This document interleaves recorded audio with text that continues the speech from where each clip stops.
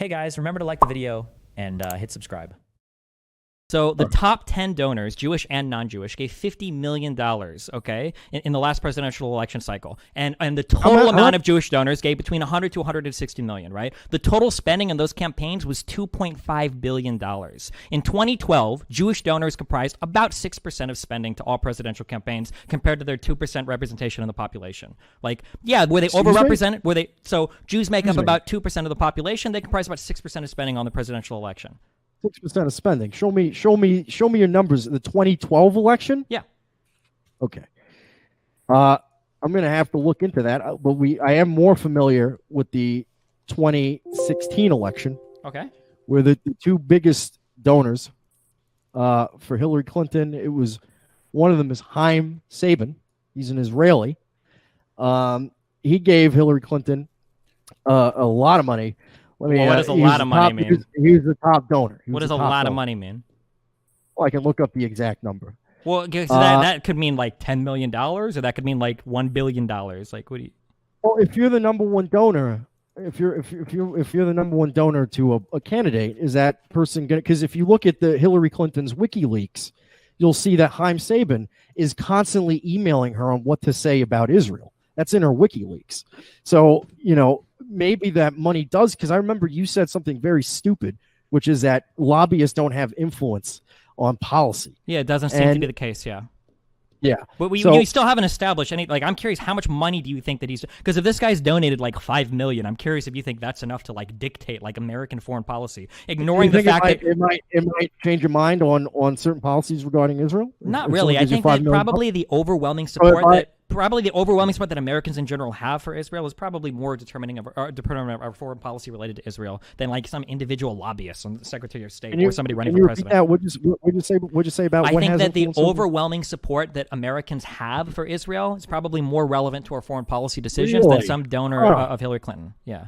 Well, Americans overwhelmingly support many things. They support, I know you might dispute the immigration thing. I mean, I think there's overwhelming support for that, but you're going to dispute that. Yeah, because the numbers don't back it up. Yeah. Sure. Yeah, you're gonna have like the numbers that say, would you deport the Mexican children? No, the numbers are how important do you think immigration is, or like the racial makeup of the United States? How about Medicare for all? Like Medicare for all is very popular with both parties. No, it's not. Yet people don't get that. It's not very popular with both parties. Look at the Democrat exit polls, and increasingly look at Republican polls that say people like it. Yep. And if you look at well, hold on, because you made a wrong claim. If you look at KFF polls or people that poll like related to healthcare policy, you find that one, the majority of people don't even know what Medicare for all means, and two, you find that the people's reception to Medicare for all differs dramatically based on how you pose the question. So, for instance, if I ask Americans, how do you feel about a government program that gets rid of all private insurance, that's like 22% popular. If I say, how do you feel about a government program that covers all Americans, that's like 74% popular. So the idea that Americans overwhelmingly... I'll meet you halfway. Okay, sure. I'll meet you halfway. Let's say the one that all Americans are covered by a government program. Okay. Well, that's not being turned into policy, right? Taxing billionaires is popular. It's not turned into policy. Regulating banks is popular, not turned into policy. Americans, Republicans more actually, are souring on America's foreign wars. And yet we keep having them. And Trump is antagonizing Iran. There's probably going to be a war in his second term. I can't say for sure. But that stuff's not popular. So the point I'm making is that why is it that suddenly Israel, quote, being overwhelmingly popular is the explanation for why it's a bipartisan consensus? Like, I really doubt that the people that vote for Bernie Sanders are pro-Israel. Right? Wait, hold on real quick, because this is how like all of this works, and just building bullshit claim after bullshit claim after bullshit claim. Like, the tax cuts that Trump did were overwhelmingly popular. This idea that people were against them, Republicans, is just not true. This idea that foreign policy doesn't buckle to pressure at home. I mean, we literally just left Afghanistan in shambles, okay, and we are like basically completely threw away like everything that we had in Iraq, pulling into that country as well. Now, I know a lot of people might misconstrue this as I'm pro Afghan or Iraq war or whatever. However, there is massive domestic pressure to get us out of these countries, and our leaders actually did. Like, we stopped supporting like rebels and shit in Syria due to the effects that was happening in Europe and because of foreign policy at home. Like, we absolutely have to deal with pressure at home related to our foreign policy. The idea that we don't is laughable. Like, it's a huge part of our foreign policy. So in 2016, Haim Saban. Let me name you the two biggest contributors to the Democrats and Republicans in that ran in 2016. Okay. There's okay. The Pritzkers gave 16 million to Hillary. The Pritzkers are Zionist Jews. Saban Capital Group, that's Haim Saban's group, $12 million. Paloma Partners is run by a Jew, $21 million. News Web Corps, I'm not sure if that's a Jew, but that's $11 million. Soros Fund Management, $10 million. These are the top donors of Hillary Clinton. If you look at Donald Trump, you get Sheldon Adelson.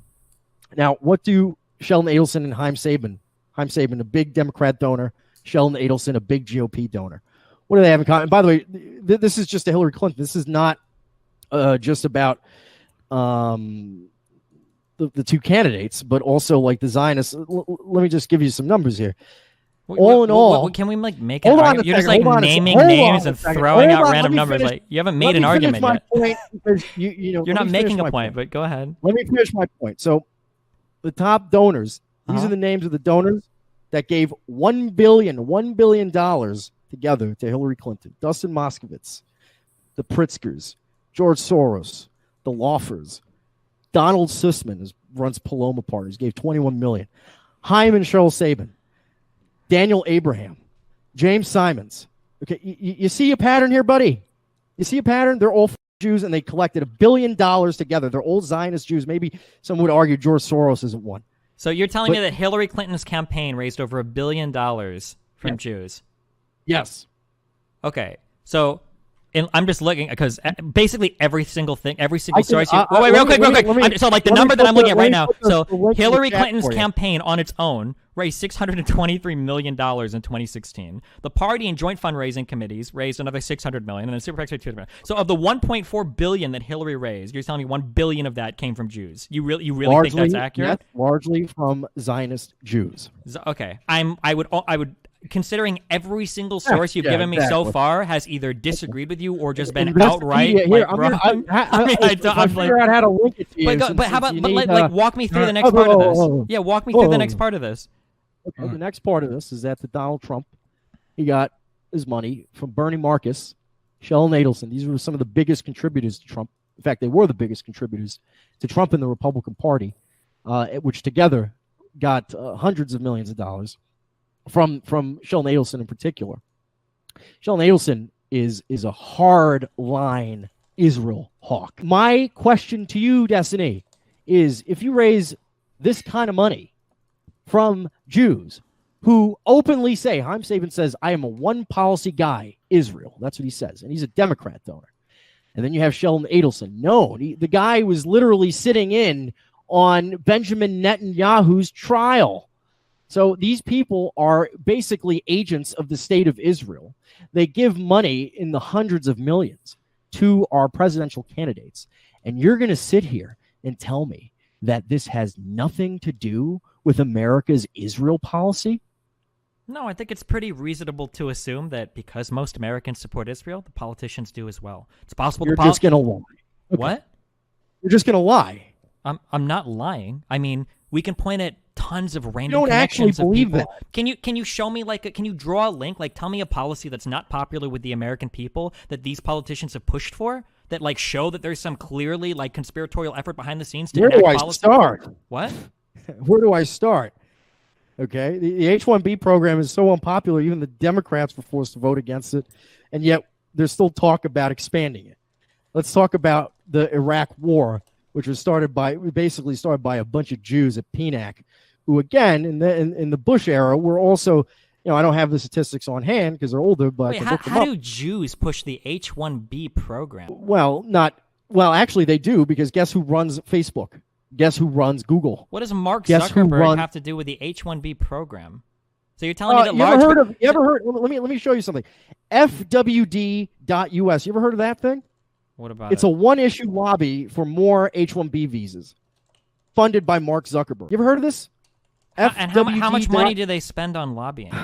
See, you're just doing. What does it matter? You said because if they spend 500,000, if they spend 500,000 a year on lobbying, it doesn't really matter that much. What does Mark Zuckerberg have to do with H-1B program? And I'm showing you one of the H-1B lobbies in Capitol Hill is literally funded by him. And on top of that, he also funds politicians funded by Google and Facebook. Also, like Mike Lee, also push for H-1B visas. I think it's funny. And you're just like, whoa, what's the exact number? I think it's funny that earlier you were so happy to rattle off a ton of names and numbers because you got like your little dialogue tree that you're prepared for. And then when I just push you for a couple of questions, can I just finish one point? I know that you like are really excited to do the JQ shit because it's like you got it all memorized or whatever. But like you're telling me I'm not mad at all. I think it's funny that you're implying there needs to be a conspiracy for the largest tech company owner to push for more H-1B visas. Conspiracy.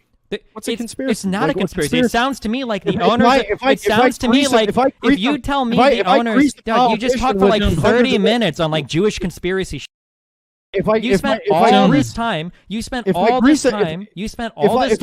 Israeli citizen and I give Hillary Clinton or the Republican Party $100 million, you could say that's a conspiracy all you want, but it doesn't change the fact that it's a fact. You spent all this time throwing numbers and names at me to tell me that tech companies are trying to push to get more tech labor into the country. The topic. I'm not changing. You're the one that brought up H-1B citizen or H-1B visas. Like, no, you said why are unpopular policies? No, whoa. You are pivoting so much. You can't stay on one point. Let's talk about H-1B visas. Do you really think it's that surprising that company owner on foreign policy? Because I could tell you don't have an answer for this. Like, I want you to say I'll talk about any policy you want. I want you to say on the record that you can be laughed off the face of the earth that if a bunch of Zionist Jews give the DNC and the Hillary Clinton campaign $1 billion in 2016, that this will have no impact on their view of Israel. I want you to say this on the record so that we can all sit here and laugh at you. Sure. Okay. So go ahead. We'll run completely away from the H-1B topics. Then you realize how stupid that is. I don't think that Jewish citizens or Israeli people or whatever donating money to American campaigns that are running for president, I don't think are having these massive changes in foreign policy that's running contrary to American opinion on Israel. No, of course not. There's no evidence for that whatsoever. Israel is massively unpopular with both the Democratic and the Republican Party, the voters themselves, not just policymakers. Let me pull up some. Remember, the Democrats vote as a block for Israel, right? They greenlight it. So it's a bipartisan. They're all clapping together. So let's look at some statistics. Are you familiar with the statistics for Democrats? Like, would you agree that there's a very strong streak of anti-Israel sentiment in the Democratic Party? Of anti-Israeli sentiment in the Democratic Party? Anti-Israel sentiment. What do you mean by anti-Israel? Like you're saying like pro-Palestine shit or what? Certain colored people. It says here, in 2017, this is a poll that's been published on Newsweek, Democratic support for Israel has dropped from 42% to 27%. So 27% of registered Democrats support Israel. Meanwhile, every Democrat, maybe with some exceptions, maybe Ilhan Omar or something, will vote for more aid to Israel. Okay? So how the f*** do you explain that, other than Chaim Saban's money, other than the money of these Zionist Jews? How do you explain that? Wait, they're not fulfilling the wish of their constituents. Why are they doing it then? What do you? I don't even know what the f*** you're asking me right now. So can you phrase that in like a question? I have no idea what the f*** you just asked. My question is, I just cited a statistic: 27%. This is in 2017. This is a poll taken. It's on Newsweek. I can link it to you if you'd like. Yeah, can you do that? Yeah, throw the link in the chat. Yeah, just so I can see what you're talking about. Yeah. 27%. Newsweek is just an annoying site because it just blares music when you get on it. But 27% of Democratic voters do not support Israel. Support Israel. 27% support Israel amongst Democratic voters. So that means that the majority do not. Okay, so hold on. So wait. So the poll said wait. So what you just said So what you just said was a lie. So Democrats are divided on the Mideast situation as 27% say their sympathies lie more with the Israelis and 26% say their sympathies lie more with the Palestinians, with 46% undecided. So what you just said was a lie. It's not that the majority of them are against it, it's that most are a plurality is undecided. This is why I can't trust anything you bring up. This is why I'm asking you for sources, because you're misciting almost everything you bring up. let's meet halfway then. No. Hold on. I'm not meeting you halfway. What you just said was a bold-faced lie because you hoped I wouldn't look up your poll. I said the majority of Democrats were against do not them, like Israel. Yeah, and that's not what undecided means. I can find other statistics for that, but here's the thing. 27% say their sympathies lie more with Israelis. 26% say their sympathies lie more with the Palestinians. Also, this is over one very specific instance, not like the support for Israel in general. And with 46%, I can find you other statistics. Maybe you should have found those. Hey, maybe you should have found those. Maybe you should have found those for this conversation. Get back to the bigger point. Maybe you should have found those for this conversation and not thrown me one that you misquoted. You know, the idea that that Democratic voters are not fond of Israel is not even controversial. You're just being tactical about this. But here's the thing. So if let's say 46%, are undecided, and 26% are pro-Palestinian, that means the majority of Democrats either don't care about Israel or don't support it. Sure. So I'm gonna go ahead and throw a poll here from 2019. So why okay. Is this the question was thinking about the relationship between the United States and Israel. Do you think the U.S. has two supportive? Gentlemen, we can't understand. Can we talk? I can't just have him lie about a poll. I know. And then try to build an Hey, guys, yeah, it's fine. He's just literally misquoting the everything. Why are you making a baby voice? It's not a criticism of either person. I'm just saying, I usually let it go. But I don't have an argument. Stop lying. I know that you're mad because you're literally getting called out on every stupid. I threw two. Here's a Gallup poll. Here's a polling report. This idea that Americans don't support Israel is hilariously uninformed. You being a Nazi, you should know this, right? At the very least, you could hit me with arguments about how, maybe the media is controlling Americans to be pro-Israel. We could go into that. I've got a whole bunch of stuff prepared on media. But this idea. Go to a diner or a bar and ask people about what they care about. Israel is not even in the top 100 issues. We're not talking about if it's in the top issues. That's a totally separate question. And you cape for the Jews. No, what I'm saying is that you want to live your life playing video games. Holy shit! Well, right now I'm living my life shitting on some dumb Nazi that wanted to open up a conversation about music and your platform. So, give me a break, man. What is the break, dude? You on almost every single source you've given me tonight, you've either been wrong, unfamiliar with the source, or you've misquoted it. Oh no, they don't support Israel because of that. I'm not. You know what? I'm willing to bet that if I look into those numbers, they're not even true because literally everything you've given me that I've looked up has been false. Holy shit, dude! The image of albums and stuff. 4chan people argue this shit better than you. You're an embarrassment to Nazis. Do you realize that? Do you realize how low the bar is? I could probably find a random dude. I bet you if I were to go and check the poll threads right now, there are people on there saying Stryker sucks dick at arguing for third positionism. That Enoch was giving better arguments than Stryker could. That he's literally falling apart right now to a guy that sucks dick that plays video games professionally. That's how much of an embarrassment you are right now. Holy shit, do you realize how much you're falling apart in this conversation? It's absolutely unfucking believable. Jesus Christ. We got to maybe, I don't know, man. It's hard to argue with someone that's tripping balls on Adderall. I can shoot you. Maybe we should trade sources before that. I can help you put together a better argument because this has been an embarrassment. I thought this was going to be fucking hard, dude. Wait a minute. I thought this was going to be difficult. Holy shit. Being a condescending hysterical. Okay, that's fair. We understood what you meant. Let me read these. Maybe we can do another segment or two if you guys have the time. Maybe we can again, I love people talking shit and screaming and all that, but it's just a certain point where you're screaming over each other. I understand it's fiery. I'm the last one to talk, just this past weekend I had my own thing. So I understand completely, but let's just one at a time. If you can, that's the only thing. Not a criticism of either one. You're both doing it, to be quite honest, but let me just read these and we'll try to do another segment or two if that's okay. Is that okay? Go for it. Okay. Harold Silvatiti says UK trades from EU came in, lived in a 4-room, I guess, apartment or flat. Pound sent home. Brits with families to support can't compete. Cheeseburger 6 says, Destiny, will you publicly deny using Adderall? I don't even know. Look, I'm be the last one to talk about somebody's habits. I love psychedelics and I love MDMA, but I don't do Adderall or Ritalin or any of that shit. So I don't get anything out of it. Yeah. Okay. I did drink a Red Bull though, so somebody had that. Maybe that's helping me a little bit. Somebody said I was hyped up on that shit. Maybe I've had too much caffeine. Harold Silvatiti says, can't afford to compete at these lower wage rates. Then he says, UK family with mortgage. He used the pound symbol, pounds greater than EU living in 4-room. It's hard to decipher some of these, but I'm trying. Then he says, why does chat say Eric is drunk? He doesn't sound drunk. He doesn't sound drunk to me either. It's the haters. It's the haters. I know how drunks sound, by the way. But did you check the last name on some of those donations? You need to trace back I'm their getting- lineage. I You should have getting 23andMe submissions for every donation to check for that Ashkenazi shit or whatever. You don't want them to. 23andMe, that'll be the new standard to donate here. Ted Wang says, Stryker, whited head. Of course, you know who this is, but okay. he says, why I have to read it. He gave me all $10. right. Why did head of TRS security say he became an informant when he got caught selling heroin? I don't. Well, if I told you, I'd have to kill you. All right, there we go. Arcade Outpost says Israel is popular because of subversion. Schofield Bible. King Porgy says, okay, you don't know 100% about X, therefore irrelevant. Quote, some gay internet stripper.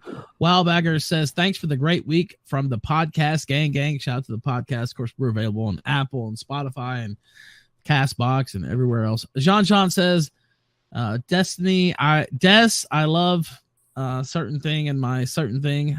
Tiny. I won't read that. Tyrone88 says, Destiny is bisexual. You know what that means? Not really, but Pinochet's Rolfacopter says, I'm a fascist and Destiny won this debate.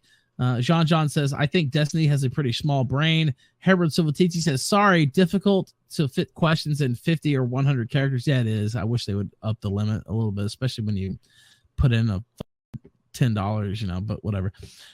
Proud and Frank Denier says, this is disgusting. I think it's actually been pretty fun, but that's just my opinion. Let's see. Inspector Blower says, tell Destiny it looks like adult puberty hit him like a ton of simps.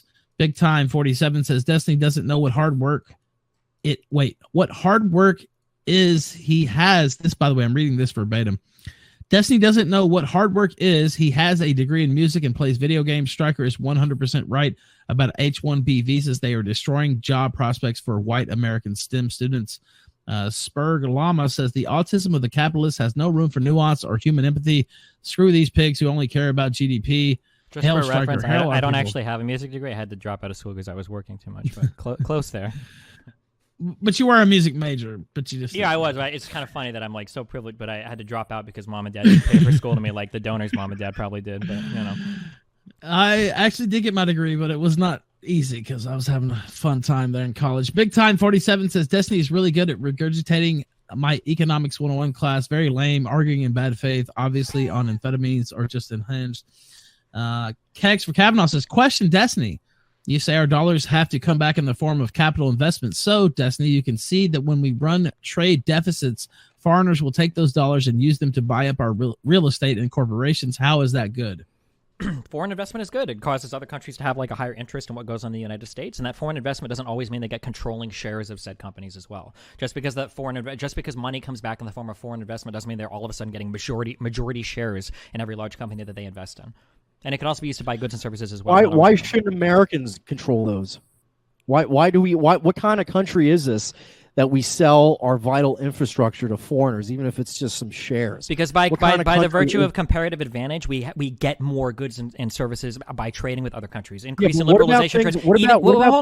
I can't even finish. We're not talking about things that are just GDP. We're talking about being able to afford like food, or being able to afford a car, or being able to afford a computer. Maybe these are things you've never worried about.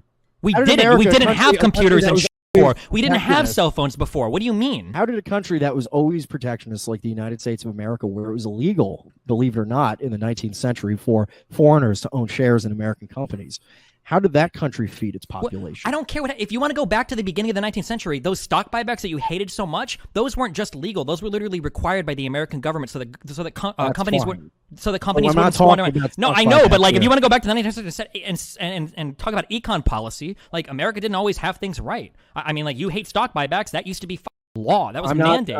I'm not saying that. I'm not saying if it's right or wrong. I'm saying how did the country feed its population when foreigners, when the Chinese or whatever weren't shareholders in all these companies? How did they? Because you said, oh, these things they help you buy food and they help you get